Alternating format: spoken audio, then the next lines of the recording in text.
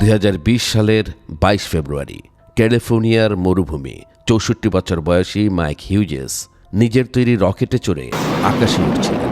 5000 fit উচ্চতায় পৌঁছানোর পর রকেটটি মাটিতে আছড়ে পড়ে। মাইক হিউজেসের মৃত্যু হয়। পরে তার বন্ধুরা এক চাঞ্চল্যকর তথ্য প্রকাশ করেন। মাইক কখনোই বিশ্বাস করতেন না যে পৃথিবী ডিস্কের মতো সমতল। তিনি শুধু একটি সোসাইটিকে ঠকিয়ে অর্থ সংগ্রহ করেছিলেন। ঘটনার এই অংশটুকু মনে রাখবেন। এই রহস্য উন্মোচন হবে ধীরে ধীরে।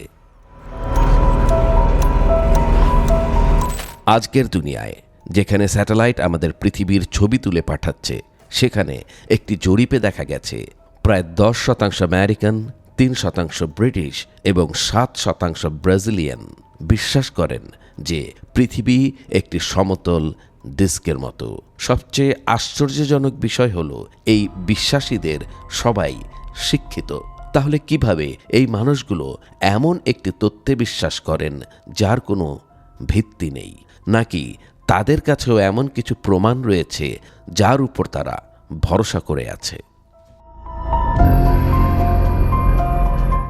আমরা যদি 2500 বছর আগে ফিরে যাই, তখন দেখব গ্রিক দার্শনিক অ্যারিস্টটল পর্যবেক্ষণ করেছিলেন যে চন্দ্রগ্রহণের সময় পৃথিবীর ছায়া চাঁদের উপর একটি নিখুঁত বৃত্ত আকারে পড়ে।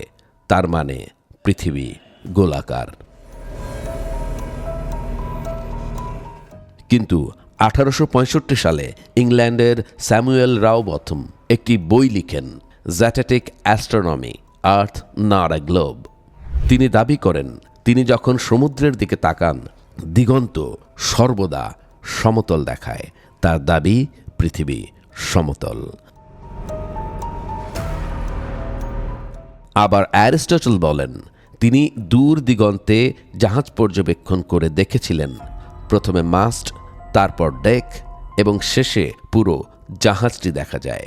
এই সহজ উদাহরণই প্রমাণ করে যে পৃথিবী গোলাকার।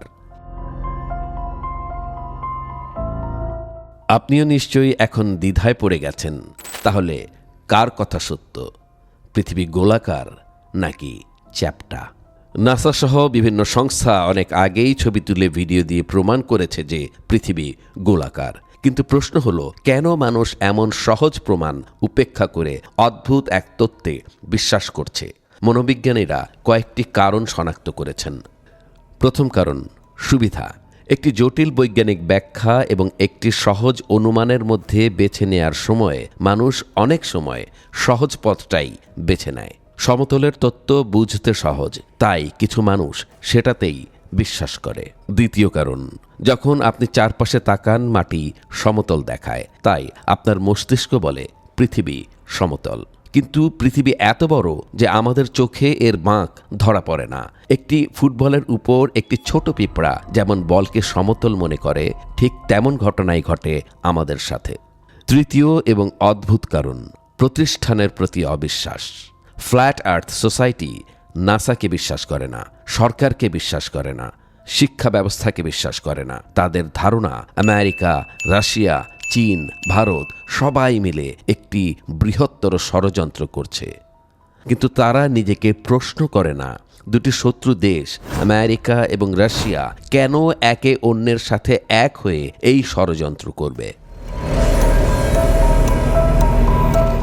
এক জরিপে দেখা গেছে যারা ফ্ল্যাট আর্থ বিশ্বাস করে তারা অন্যান্য ষড়যন্ত্র তত্ত্বেও বিশ্বাস করে, যেমন ভ্যাকসিনে মাইক্রোচিপ, নাসার জালিয়াতি, মাধ্যাকর্ষণ শক্তি নেই, ডাইনোসর কখনো ছিল না। এ ধরনের সকল কাল্পনিক তত্ত্ব তাদের কাছে সত্য। এটি আসলে একটি মনস্তাত্ত্বিক প্যাটার্ন। এই প্যাটার্নে একবার কেউ একটি প্রতিষ্ঠিত সত্যকে অবিশ্বাস করলে সব কিছুকেই তারা ষড়যন্ত্র মনে করতে থাকে। আমরা যেখানে শুরু করেছিলাম সেখানে ফিরে আসি।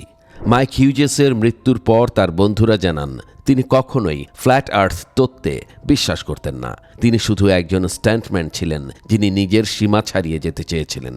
তিনি বুঝেছিলেন এই ফ্ল্যাট আর্থ সোসাইটিকে যদি বোঝানো যায় যে তিনি রকেট নিয়ে উপরে গিয়ে প্রমাণ করতে পারবেন যে পৃথিবী ফ্ল্যাট, তাহলে সেই সোসাইটি থেকে তার রকেট অভিযানের জন্য ফান্ড সংগ্রহ করতে পারবেন। এভাবেই তিনি এই সোসাইটির লোকদের ঠকিয়েছিলেন। তার মৃত্যু প্রমাণ করে যে প্রতারণা বিশ্বাসের চেয়ে শক্তিশালী হতে পারে।